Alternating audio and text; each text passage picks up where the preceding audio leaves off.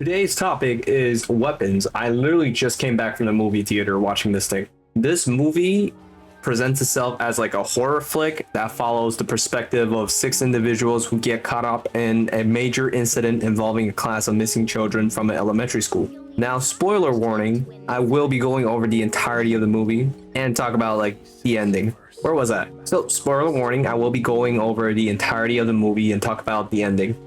Going to leave the review right here so you can decide if you want to watch the movie or not and avoid the spoilers. I give this movie a 3, maybe a 2.5 out of 5. The movie failed to impress me with its plot and ending. However, the execution of the premise is really solid. This might sound a little bit confounding. Imagine it like a turd being wrapped in gold. It's pretty fucking nice looking, but it's still a piece of shit. The pacing of the movie is phenomenal. Everything is easy to digest and follow, but keep in mind that it's a horror. There will be inexplicable scenes and forces at play. But that being said, most of the points is being deducted for a lack of explanation, lack of an interesting non-one-dimensional motive for the villain, and moments of absurd irresponsibility. My overall impression of the movie was, what the did I just watch? It's literally just a live-action anime.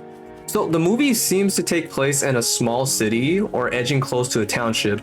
The class size of an elementary school was like 13 to 14-ish, so that's pretty small. The movie opens up with a child narrating. We follow the perspective of the teacher as our first arc, and reminder that this teacher was in charge of the class with the missing students. As the movie progresses, we'll go through 5 other perspectives. I forgot the order, but the perspective includes a father of one of the victims, a cop, a druggie, the school principal, or maybe the superintendent. I can't really remember what their job was, and one of the sole survivors of the disappearance incidents. The movie starts off as very serious, but gets progressively like funnier and funnier. Honestly, like it's definitely more of a comedy horror than a full-on horror. The character relationship gets revealed and developed quite nicely through the film. While not explicitly stating the relationship between the teacher and the cop, it was quite clear that they were in a relationship at some point. The cop's current relationship seems to have ties with the chief of the police station, so the cop is like cheating during his relationship with the teacher. And the cop's current relationship's father seems to be the chief of the police station. Also in the film, there's like a bit of police corruption going on. In fact, like the movie had a hilarious segment on police brutality where the cop was like arresting the druggie mentioned earlier. And basically the cop pricked his finger on some used syringes found in the druggie's pants after the cop asked if there was like anything that could prick him in the pockets. So the cop got frustrated and punched the druggie's face. While the druggie slumped over next to his cop car, the cop went inside the car for some like urgent field dressing and sanitizing his wounds. Then a few moments afterwards, he realized his car's dash cam was like on and recorded what happened. So in a panic, the cop tried to like make the druggie forget about everything that happened. The cop tried to present the situation as them forgiving the druggie and trying to compromise with the druggie, you know, saying, I'm gonna let you off easy, don't show up around here anymore. If you don't show up, I'll forget this ever happened. Both of us, you know, get away from this happy. Some shit like that. And then when the cop returned to the police station, the cop basically went straight to the police chief and like told the story to the police chief. And the chief was like, yo, you fucked up, but we're gonna try to cover it up. Keep your head low, stay out of trouble. This shit will be buried in a month or so. That was the gist of it. And it was really funny to me. Regarding the performances, I find all the characters portrayed to be pretty believable. There's no bones to pick with the performance of the characters. I'm pretty sure the director wanted some characters to act over the top, specifically the witch, and the actors certainly delivered. What's notable is that throughout the movie, background characters seem to play the role of a live audience, not so different from a comedy show. There are plenty of funny retorts and reactions that get included in the movie coming from the background characters. During the ending of the movie, where the kid actors were cut loose and just like forming this insane swarm of 13 childs, what's the word for it, where like you're being just taken aback by like the sheer scale of things. I forgot the word, but I was just like pleasantly surprised that I was feeling the, you know, this sense of danger from a pack of 13 kids. Their behavior was pretty wild. They were slamming their bodies through window panes and stuff. The way they were acting was pretty similar to World War Z even. So the movie itself is 2 hours and 8 minutes long. I feel like the time given to each section of the story was divided correctly. They kept minor details and supporting character scenes short. Now, this is just my opinion, but I feel like perspective of the cop, the druggie, the school principal, those were the minor sections of the story. They are the canary in the coal mines, demonstrating what effect and impact which can have on people. The father's perspective also really doesn't add much besides portraying a realistic response of how a parent might feel given that their child just fucking up and disappeared. The father was really there as like a plot device later on to protect the teacher.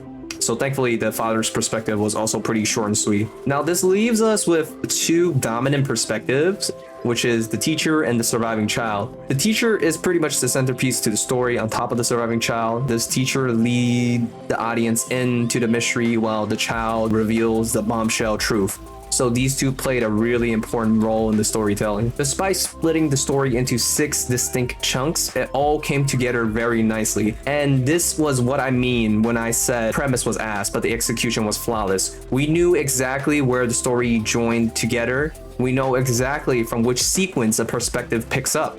In fact, another hilarious decision in movie directing was the segment involving the cop and the teacher in the bar. So, from the teacher's perspective, who was a woman, the cop and the teacher had a long and slightly uncomfortable exchange inside the bar. Then one thing led to another, they ended up in a bed together. Now, from the cop's perspective, they saw each other in the bar, right? And then smash cut to the cop fucking the ever-living shit out of the teacher. Then another smash cut to the cop getting dropped off by the teacher at his station. It was really, really fucking quick. Like, I cannot explain to you how quick it happened.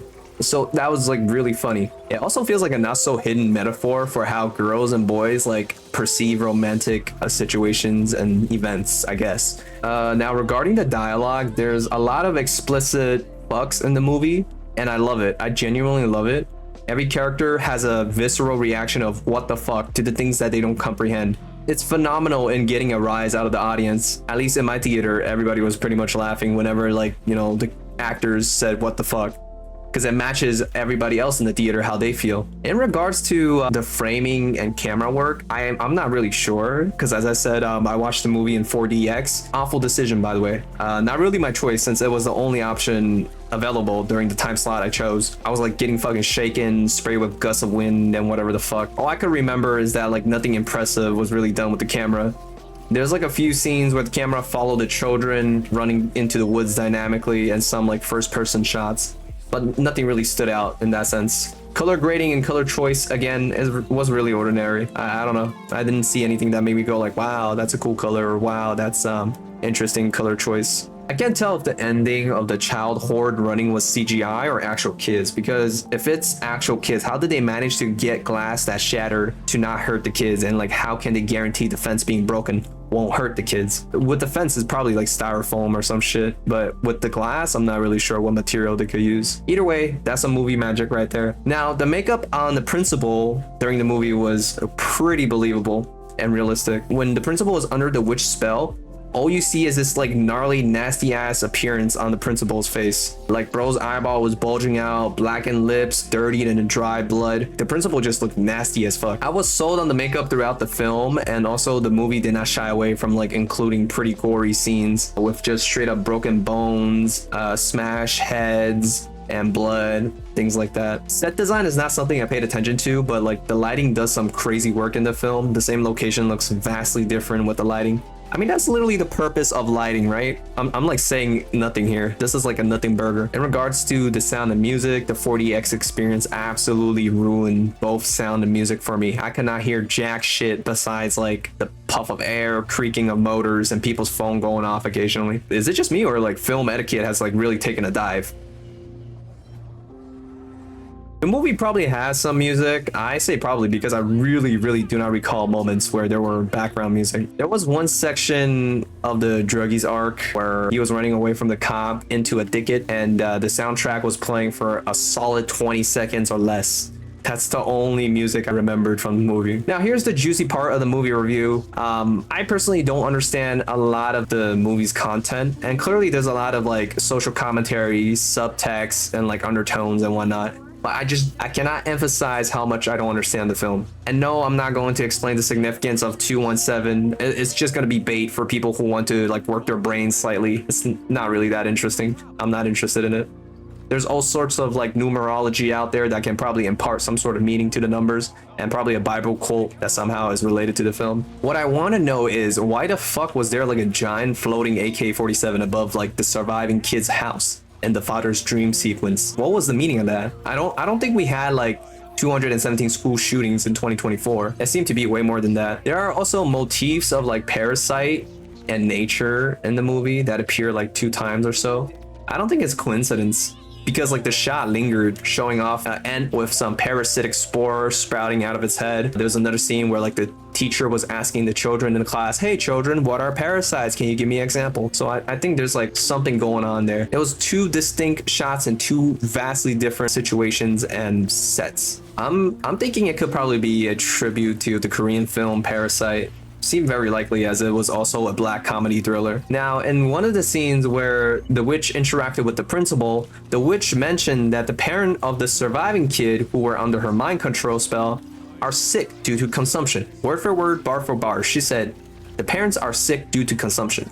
It was not clarified or elaborated on, so it was clearly a commentary on something. I'm just not sure what it was. On another note, the only character that received a bad ending were the cops, the druggie, the principal, and the witch. The witch clearly deserved it, but it should be noted that the witch was an elderly person. The cop seemed to be a nice guy who just so happens to make a lot of shit life decisions. However, with the current political climate, I'm inclined to believe it probably is a metaphor for police officers being targeted or discriminated or some shit like that. People want to see cops dead, you know? The druggie, along with the parasite theme, died. Now, this could be a commentary on the need to dispose like the troubled parts of society. It is a stretch. I don't have any evidence to say that, but I just find it interesting how like the druggie, this very disadvantaged part of our society, is like dead. And lastly, the principal was gay. So there's that. The strongest aspect of the movie is its comedy. It stood pretty firm on delivering quick doses of comedy that don't interrupt the plot.